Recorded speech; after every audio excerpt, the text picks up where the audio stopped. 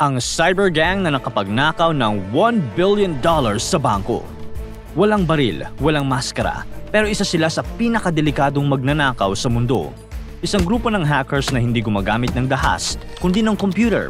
Sila ang Carbanak Gang, isang cybercriminal group na responsable sa pagnanakaw ng higit $1 billion mula sa mga bangko sa iba't ibang bansa.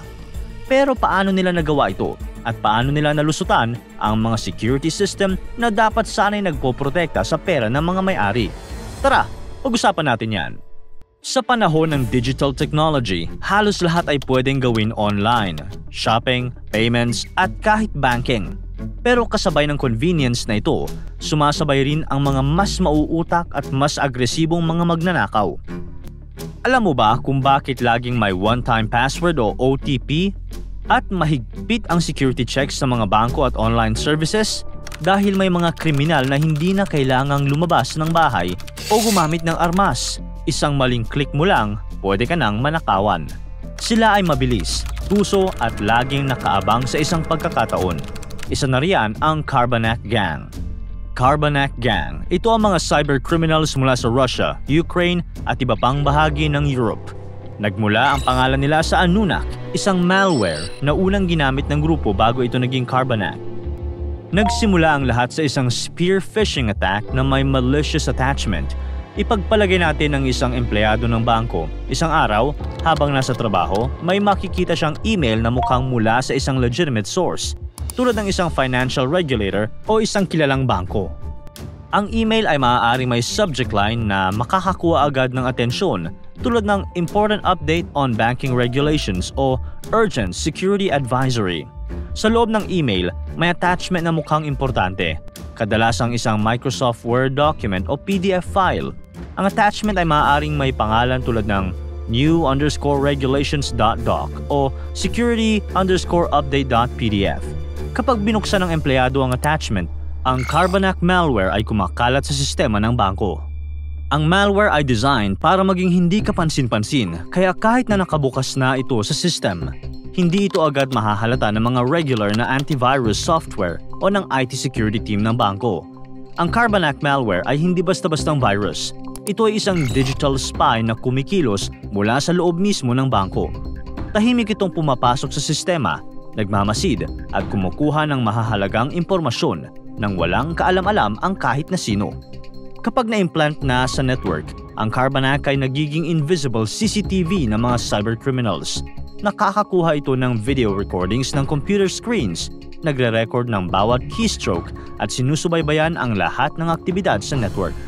Mas nakakatakot pa, kaya nito mag-capture ng live feeds mula sa mismong security cameras ng bangko. Binibigyan ang mga hacker ng access na parang nasa loob sila mismo ng opisina. Sa loob ng 2 hanggang 4 na buwan, nagiging virtual na empleyado ang mga hacker. Pinag-aaralan nila ang galaw ng bangko, kung paano gumagana ang mga sistema, paano isinasagawa ang mga transaksyon at ano ang mga karaniwang routine ng staff. Unti-unti, natututunan nilang gayahin ng mga legitimate user, kaya kapag sila na mismo ang kumilos, walang nasa bangko ang makakahalatang may kakaibang nangyayari. Hindi rin sila natutunto ng mga security systems, kaya habang nananatili silang hindi nadidiskubre, patuloy silang nag-iipon ng impormasyon at inaayos ang kanilang pinakamalaking atake. Isang gabi, nag-umpisa na ang kanilang atake. Ang isa sa mga target, ang mga ATM, gamit ang kanilang access sa sistema, pinapadispense nila ang mga ATM ng pera ng walang card, walang PIN, para bang magic na nagsisilabasan ng libu-libong pera. Ang pag-ataking ito ay nangyari sa iba't ibang bansa sa buong mundo, katulad sa Russia, Ukraine, United States, Germany, China at iba pang mga bansa sa Europe at Asia. Kaya ang Carbanak Gang ay nakapagbiktima ng mga bangko at financial institutions sa humigit kumulang 30 countries. Ilang sandali pa, may mga lalaking pumasok sa ATM area ng bangko. Ito ang mga money mules o kasabwat ng Carbanak Gang. Mabilis nilang kinuha ang pera at inilagay sa mga backpack. Tahimik at maingat silang kumilos. Sa loob lamang ng ilang minuto, natapos nila ang kanilang misyon. Nagmamadali silang lumabas mula sa ATM area, dala-dala ang mga bag na puno ng pera. Sumakay sila sa mga nakahandang sasakyan at mabilis na tumakas. Ibibigay nila ito sa mga pangunahing miyembro ng Carbanak Gang at pagkatapos tatanggap sila ng maliit na komisyon. May isa pa silang teknik na ginagawa sa paglipat ng pera. Gamit ang kanilang kaalaman sa sistema ng bangko, nakakapag-transfer sila ng pera sa mga fake accounts. Minsan, binabago nila ang database para mag-inflate ng balance ng isang account. Tapos ililipat nila ang sobrang pera sa sarili nilang accounts. Halimbawa, kung ang isang account ay may balance na 10,000 pesos, maaaring baguhin ng Carbanak Gang ang database para ipakita na ang balance ay 1,010,000 pesos. Pagkatapos, ililipat nila ang 1 million pesos na sobrang pera sa sarili nilang account, habang ang original na may-ari ng account ay may 10,000 pesos pa rin, kaya hindi agad mapapansin ang pagnanakaw ng customer o ng bangko. Sa loob ng 2 taon, patuloy ang kanilang operasyon. Bawat araw, bawat oras, may perang nawawala. Ang Carbanak Gang ay gumagamit ng iba't ibang paraan para itago ang kanilang mga ninakaw. Minsan, kino-convert nila ang pera sa Bitcoin bago bumili ng mga mamahaling sasakyan at bahay. Sa ibang pagkakataon, gumagamit sila ng prepaid cards na nakalink sa cryptocurrency wallets. Isang araw, isang security analyst sa Ukraine ang may napansing kakaiba, isang maliit na anomaly sa sistema. Kaya nagsimula ang investigasyon. Sa una, parang simpleng glitch lang. Pero habang mas maraming ebidensya ang lumalabas, lumilinaw ang mas malaking larawan. May operasyon na sumasalakay, mas malawak, mas sophisticated at mas delikado kaysa sa inaakala ng marami. Tinawag na ang Kaspersky Lab, isang kilalang cybersecurity firm para tumulong sa investigasyon. Sa bawat araw na lumilipas, lumalawak ang saklaw ng krimen na kanilang natutuklasan. Na-reveal na ang katotohanan. Ang Carbanak malware ay talagang hindi simpleng virus, kundi isang tool na may kakayahang manghimasok at kontrolin ang mga sistema ng bangko. Noong July 2016, tinarget ng isang jackpotting attack ang First Commercial Bank sa Taiwan, kung saan pinilit ng mga hacker na mag-dispense ng pera ang mga ATM. Napansin ng mga bystander ang mga dayuhang nagwi-withdraw ng malaking halaga, kaya agad silang nagsumbong sa mga pulis. Naalerto ang mga otoridad gamit ang CCTV, sinubaybayan nila ang kilos ng mga money mules. Ilang araw lang ang lumipas, naaresto ng mga otoridad ang 3 Eastern European na sangkot. Gayunman, tinatayang may 19 kasabwat, kabilang ang mas matataas na miyembro ng grupo na nakalabas na ng bansa bago sila mahuli. Hindi lang ito pangkaraniwang hacking incident, ito ang pinakamalaking cyber heist sa kasaysayan. Nang matapos ang investigasyon, napag-alaman na ang Carbanak Gang ay nakapagnakaw ng halos $1 billion mula sa iba't ibang bangko sa buong mundo. Nagulantang ang mundo ng cybersecurity. Paano ito nangyari?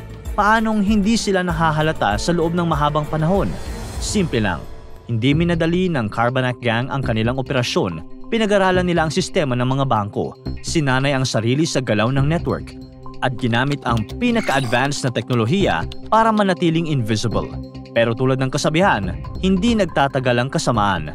Habang lumalawak ang kanilang operasyon, mas maraming ebidensya ang naiwan. Ang mga eksperto ay nakabuo na ng puzzle. Unti-unting nabuo ang larawan kung sino ang nasa likod ng mga pag-atake. Noong March 2018, sa isang coordinated operation ng Europol at iba't ibang law enforcement agencies, nahuli ang utak ng Carbanak Gang sa Alicante, Spain. At ang mastermind, isang lalaking nagngangalang Dennis K., isang Ukrainian cybercriminal na expert sa paggawa ng malware at pagsira sa digital security.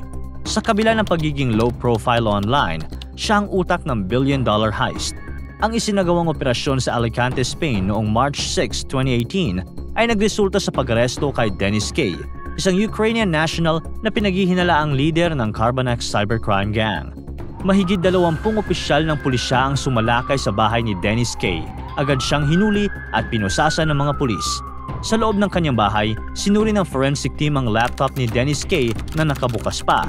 Sa screen, tumambad sa kanila ang mga detalye ng bank account at digital wallet na may malaking halaga ng pera. Nakumpiska rin ng mga otoridad ang iba't ibang ari-arian ng suspect, katulad ng 2 luxury BMW na nakaparada sa garahe ng bahay. Mga alahas na nagkakahalaga ng 500,000 euros na nakatago sa isang safe sa loob ng bahay. Iba pang computer at electronic device na ginagamit sa operasyon. mga dokumentong nagpapatunay ng pagmamay-ari ng dalawang bahay na may total amount na 1 million euros. Lahat ng ari-ariang ito ay agad na kinumpiska ng mga otoridad bilang ebidensya at itinuturing na bahagi ng mga nakaw na yaman mula sa cybercrime operations ng Carbanak Gang. Ang pagkakaaresto kay Dennis K. ay nagsimula ng sunod-sunod na operasyon laban sa Carbanak Gang. Noong June 28, 2018, nadakip sa Lepay, Spain si Andriy Kolpakov, isa sa mga pinuno ng grupo. Sa Germany naman, nahuli si Fedir Hladir na kalaunan ay in-extradite sa US at noong April 2021, nasentensyahan ng 10 taong pagkakakulong dahil sa kanyang papel bilang administrator ng operasyon.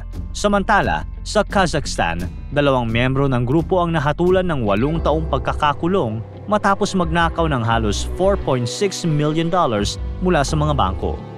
Ang mga pag-arestong ito ay bahagi ng isang malawakang international law enforcement operation laban sa Carbanak Gang, kung saan nagkaisa ang mga otoridad mula sa Spain, US, Romania, Belarus, Taiwan at iba pang bansa upang tugisin ang mga nasa likod ng malawakang cybercrime.